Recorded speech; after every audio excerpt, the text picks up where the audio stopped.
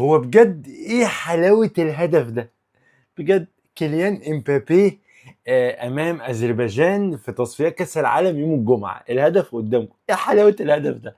في حاجة مضايقاني جدا ومعصباني جدا جدا جدا جدا جدا، ان امبابي بيلعب مهاجم في ريال مدريد. انا شايف ان احنا بنقضي على امكانيات كبيره جدا جدا جدا عند امبابي لما بيلعب مهاجم، ولكن فينيسيوس هو اللي بيلعب وينج ليفت في ريال مدريد. ولكن امبابي في كاس العالم 2018 مع منتخب فرنسا هو بيلعب وينج ليفت في مساحات في امبابي.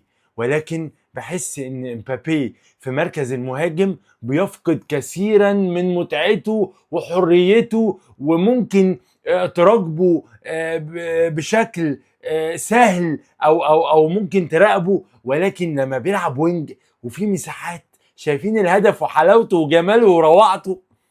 اعتقد ان ريال مدريد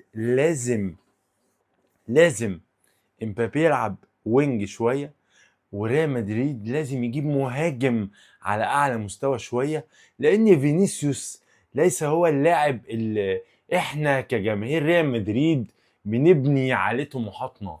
اعتقد رايك في الكومنتات، لايك مهم جدا جدا الفيديو، فولو متابعه مهمه. سلام.